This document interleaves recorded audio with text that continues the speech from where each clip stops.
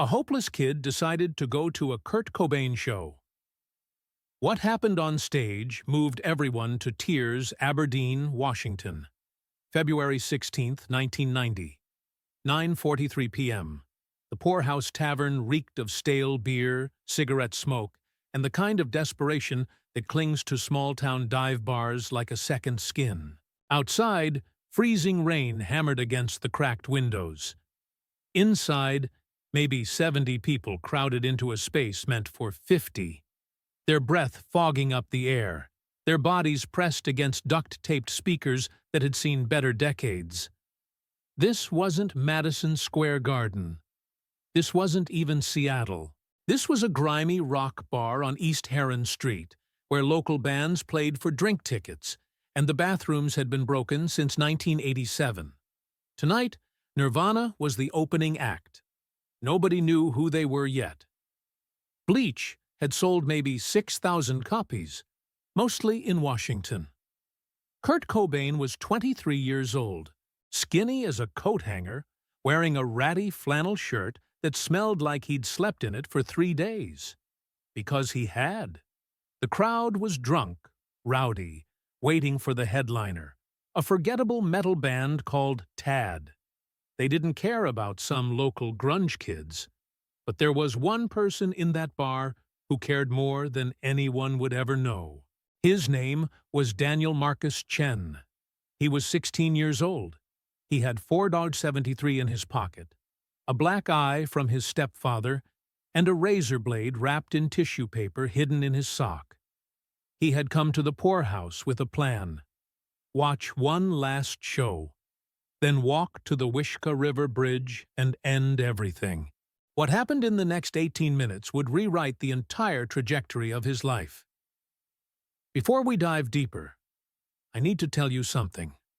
This channel was built on a promise to uncover the moments that restore your faith in humanity when the world feels unbearable.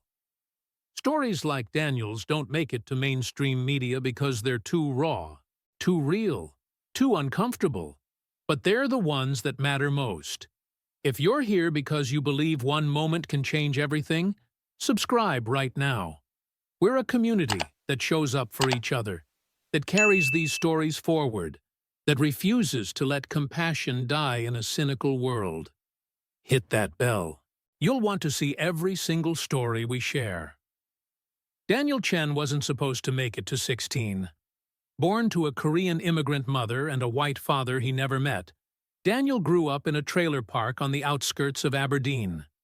His mother, Sun Mi, worked double shifts at a seafood processing plant.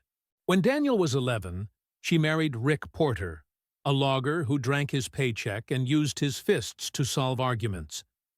Daniel learned to become invisible. He wore long sleeves in summer.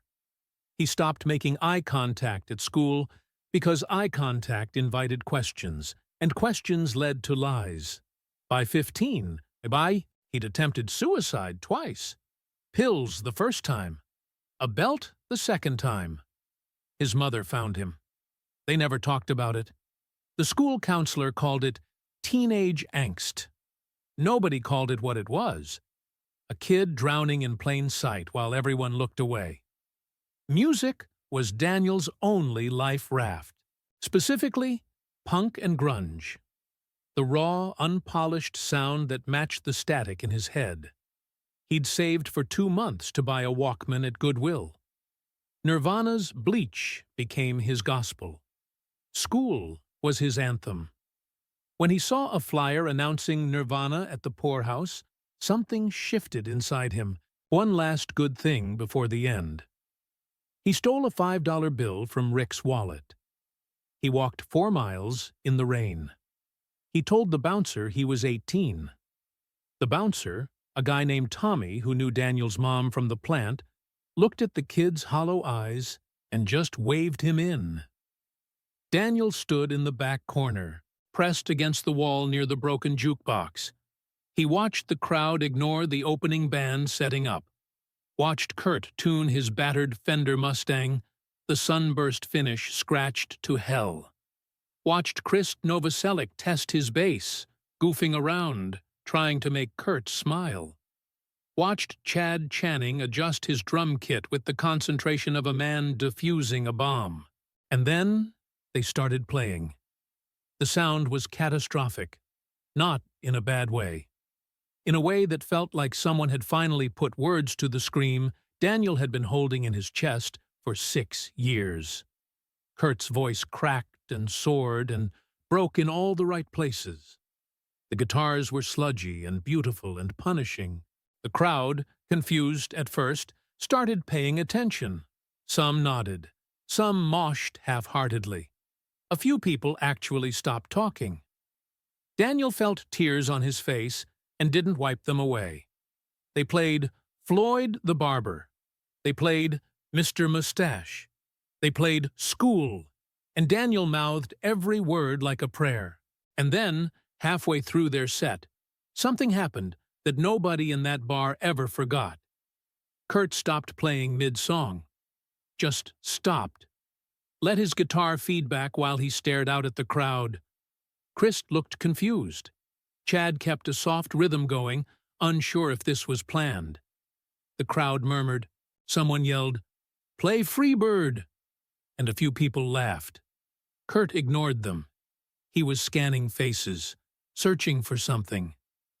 And then his eyes landed on Daniel, pressed against the back wall, tears streaming, looking like a ghost haunting his own life.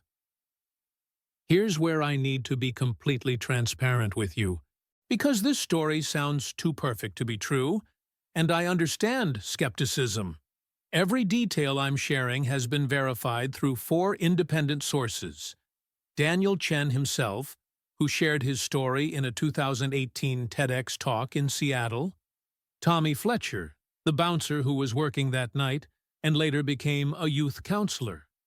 Chris Novoselic, who mentioned this show in a 2020 interview with Rolling Stone, and video footage from a camcorder that a local college student named Jenny Rodriguez was using to film bands for her film class project.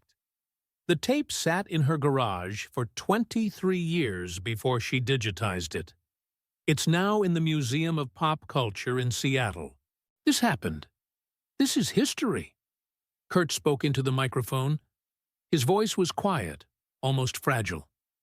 "Hey, kid in the back, black Misfits shirt, can you come up here?" The bar went silent. All eyes turned to Daniel. He froze.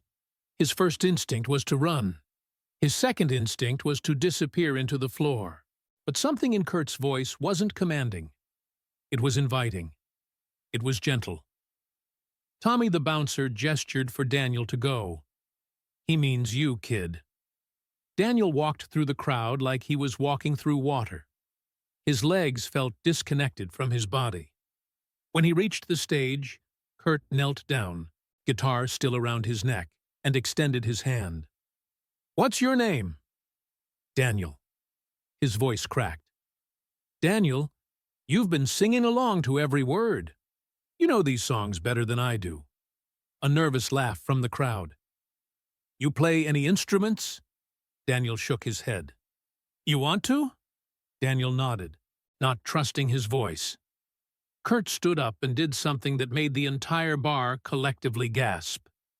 He took off his guitar, his main guitar, the one he'd played 100 shows with, the one he'd later smash on stages worldwide, and he handed it to Daniel. "Here's the deal, Daniel. I'm going to teach you a chord. Just one. And we're all going to play a song together. You, me, Chris, Chad, and everyone in this bar. You in?" Daniel took the guitar like it was made of light. It was heavy. It smelled like sweat and wood and possibility. Kurt positioned Daniel's fingers on the fretboard. "E minor, the saddest chord," he said. "The most honest one." He showed him how to strum. Down, down, down, up, down, up. Basic punk rhythm. Daniel's hands shook so hard he could barely hold the pick. "It's okay to be scared," Kurt said quietly, close enough that only Daniel could hear. "Being scared means you're alive.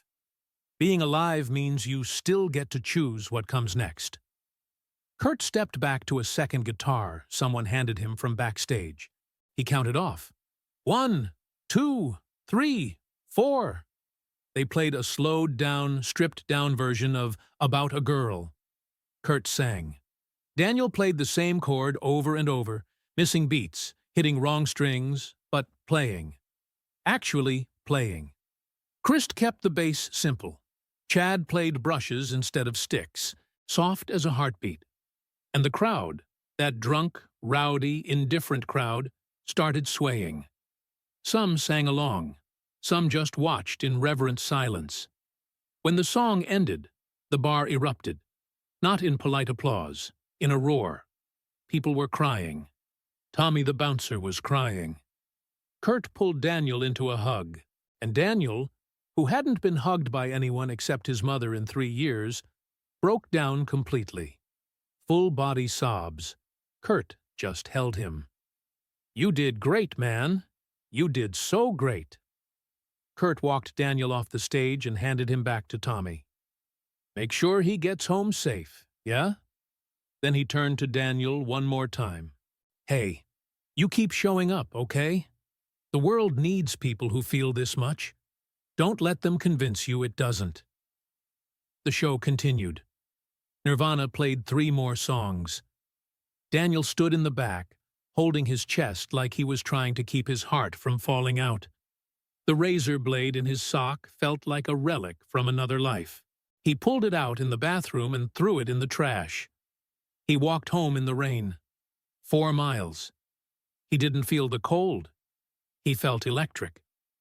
But the story doesn't end there. It never does with moments like this. Daniel Chen went home that night and didn't kill himself. The next day, he didn't kill himself. The day after that, he didn't kill himself. It became a pattern. One day at a time, he chose to stay. He started going to a free clinic that offered therapy for teens. He got a job at a record store. He saved money and bought a cheap guitar at a pawn shop. He taught himself to play using library books and borrowed tabs. When he turned 18, he left Aberdeen, moved to Seattle, slept on couches, worked at coffee shops, played open mics. He wasn't great at first, but he was persistent. He joined a band. They were terrible. He joined another. They were better. He started writing songs about survival, about second chances, about the kindness of strangers who see you when you're invisible. In 1997, Daniel's band, called Second Chord, as a tribute to that night, released an independent album. It sold modestly, but one song, titled February 16th, became an underground hit in the Pacific Northwest punk scene. The lyrics were simple, but devastating. He gave me his guitar, taught me one chord, said being scared means you're alive. I chose to believe him. I'm still here. I'm still here. I'm still here. When Kurt Cobain died in April 1994, Daniel was 20 years old, working at a Starbucks in Capitol Hill. He heard the news on the radio during his shift. He walked outside, sat on the curb, and cried for an hour. His manager let him go home early. That night, Daniel wrote a letter he never sent. "Dear Kurt, you saved my life, and you didn't even know it. You probably forgot about me the second I left that stage, but I never forgot. I never will. I'm still here because you saw me. Thank you for seeing me. I'm sorry nobody saw you. I'm sorry you couldn't stay. But I promise you, I'll keep showing up for both of us. Love, Daniel." Today, Daniel Chen is 50 years old. He's a licensed therapist specializing in suicide prevention for LGBTQ+ youth in Seattle. He runs free music therapy workshops out of a community center in Georgetown. He's married. He has 2 kids. Every February 16th, he takes the day off and drives to Aberdeen. He visits the Poorhouse Tavern, which is now a coffee shop called Raven's Brew. He sits at the counter, drinks terrible coffee, and remembers the night a stranger gave him a guitar and a reason to live. He still has that Misfits shirt from 1990. It's framed on his office wall with a plaque underneath that reads, "You are seen. You matter. Stay." In 2018, when Daniel gave his TEDx talk titled "The Chord That Saved My Life," it went viral. Over 3 million views. Hundreds of comments from people sharing their own stories of the moment someone saw them, the gesture that kept them alive, the kindness that changed everything. Krist Novoselic saw the video and reached out to Daniel. They met for coffee. Krist told him that Kurt had a gift for seeing people's pain because he lived in it himself. "He couldn't save himself," Krist said, "but he spent every day trying to save others." That night at the poorhouse, that was pure Kurt, seeing someone who needed to be seen. The video footage from Jenny Rodriguez's camcorder is grainy, and the audio is rough, but you can clearly see the moment. You can see Daniel's face, terrified and hopeful. You can see Kurt's gentleness, the way he positions the kid's hands like he's teaching him the most important thing in the world. You can see the crowd's reaction, the shift from indifference to awe. You can see, in real time, a life being saved.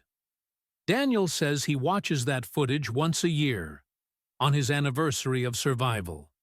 He says it reminds him that we're never as alone as we think we are, that sometimes the person standing on stage is just as broken as the person in the crowd. That vulnerability isn't weakness. It's the bridge between isolation and connection. The razor blade Daniel threw away in the poorhouse bathroom in 1990, the bar owner found it years later during a renovation and didn't think anything of it. Just trash. But for Daniel, throwing it away was the most courageous thing he'd ever done. This story matters because we're living through an epidemic of loneliness and despair. Suicide rates among teens are the highest they've been in decades. And in the middle of all that darkness, we need to remember that small gestures matter monumentally. Kurt Cobain, in 18 minutes on a tiny stage in a forgettable bar, gave a hopeless kid a reason to hope. He didn't give him money. He didn't fix his problems. He just saw him. And sometimes, being seen is the difference between staying and going. So here's what I want you to do. Think about someone in your life who might be standing in the back of the room, invisible, drowning in silence. Reach out to them. Not tomorrow. Today. Right now. Send a text. Make a call. Say, "I see you. You matter." You have no idea how much that could mean. Share this story with someone who needs to hear it. And in the comments, tell me about a time someone saw you when you felt invisible. Let's build a thread of hope. We'll see you in the next one. And remember, staying is the bravest thing you'll ever do. Keep showing up.